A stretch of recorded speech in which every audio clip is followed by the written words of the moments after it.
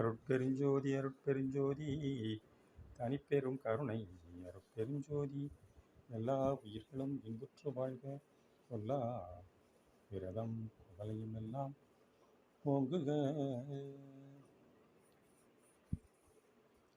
திருவருட்பிரகாச வள்ளற்பெருமான் அருளி செய்த திருவருட்பாவிலே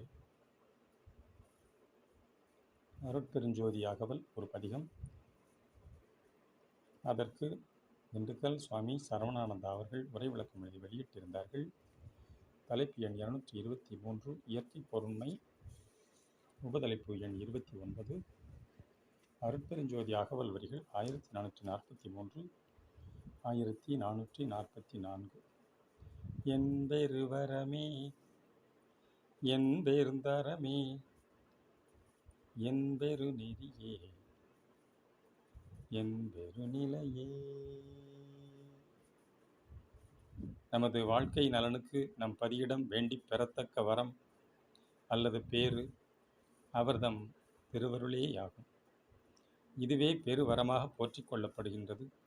ஒருவன் தவம் செய்து தான் விரும்பியதை வரமாக பெறுகின்றான். பெற்ற அதனால் தான் கருதிய நன்மை கிடைக்காமல் போகக்கூடும், அல்லது அந்த வரமே அறமாகி தன் வேண்டுதலும் திரிபாகிய தீய பலனை விளைவித்தலும் கூடும்.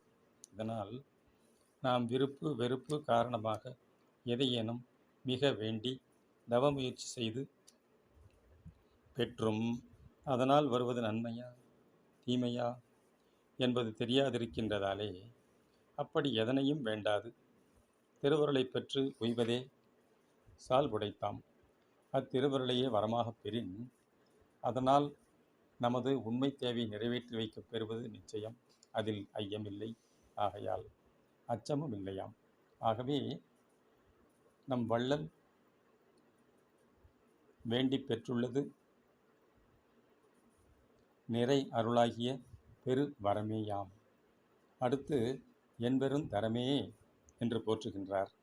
தரம் என்றால் தன்மை, உயர்நிலையாகும். அருளாகிய தன்மையே நமது பெருந்தரமாக அறிந்து கொள்ளப்படும். அடுத்து என்பெரு நெறி என்றும் என்பெரு நிலை என்றும் குறித்துள்ளார். இவரது நெறி யாதெனில் சுத்த சன்மார்க்கம் என்னும் பெருநெறியே. உலகத்திற்கே இது ஓர் ஒப்பற்ற பெருமை வாய்ந்த அரிய பெரிய மார்க்கமாகும். இதனால் சிதறுண்டு அவத்தைகளால் துன்பப்பட்டு அழிந்து கொண்டிருக்கும் மக்கள் சமுதாயத்திற்கு ஒற்றுமையும் நன்மையும் இன்பமும் தழைத்தோங்கச் செய்யும் பெரும் வாய்ப்பு ஏற்பட்டிருக்கின்றதாம்.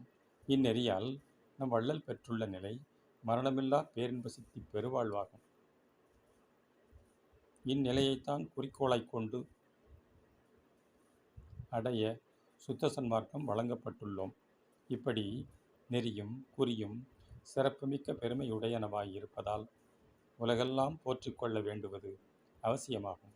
அருட்பெருஞ்சோதி அருட்பெருஞ்சோதி தனிப்பெரும் கருணை அருட்பெருஞ்சோதி தயவு.